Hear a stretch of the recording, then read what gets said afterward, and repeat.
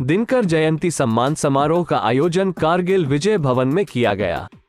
भागलपुर से आए दिनकर राष्ट्रीय सम्मान प्राप्त करने के लिए डॉक्टर भगवान सिंह ने अपने संबोधन में दिनकर सांस्कृतिक चेतना के पुरोधा थे।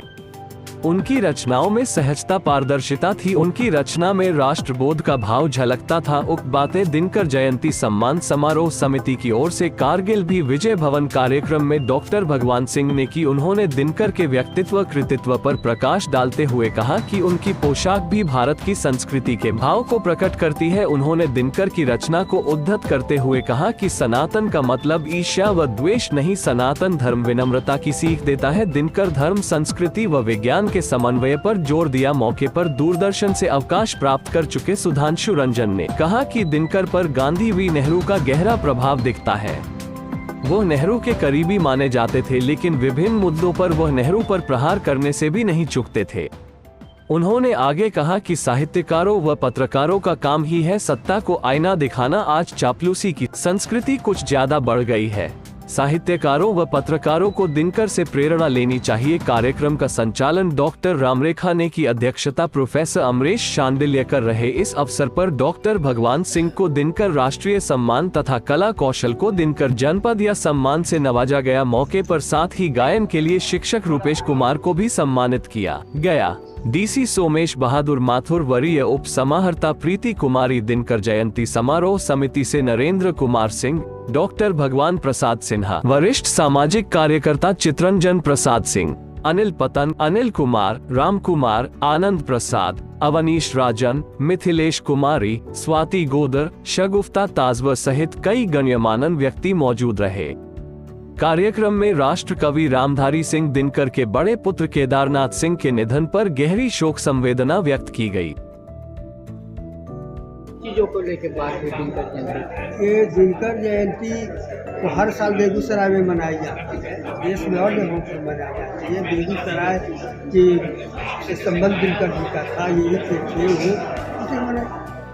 लेकिन मनाने का कारण यह है कि दिनकर जी राष्ट्रकवि के रूप में मान्य थे और उनकी बहुत सारे जो विचार हैं, जो बहुत सारे काम हैं, वो देश के लिए, समाज के लिए और हिंदी प्रेमियों के लिए बहुत ही प्रेरक है।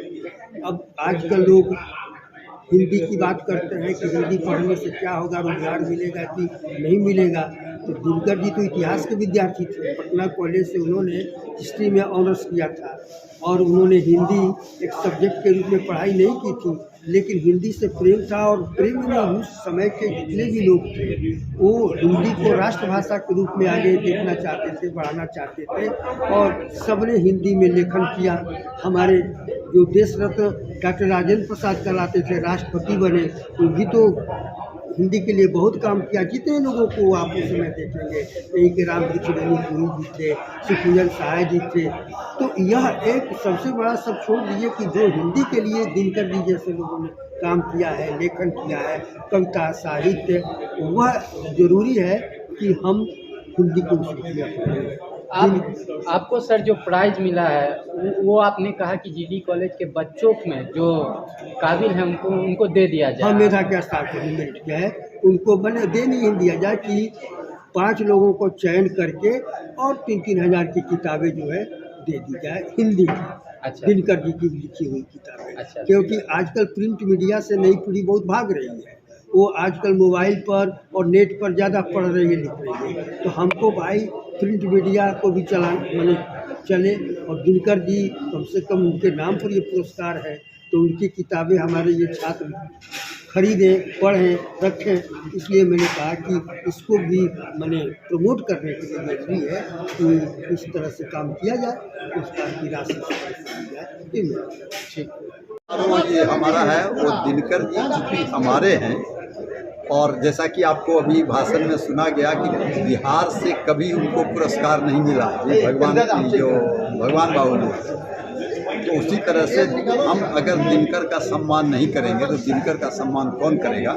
इसलिए ये 1993 में ये शुरू हुआ, ये हम लोगों ने समिति बनाई और आज तक लगातार निरंतर कोरोना के व्यवधान को छोड़कर सारे सालों तक हमने यह कार्यक्रम को इसी प्रकार से सफलतापूर्वक निभाया और जो प्रशासन का भी बहुत ज़्यादा सहयोग आज तक मिलता रहा।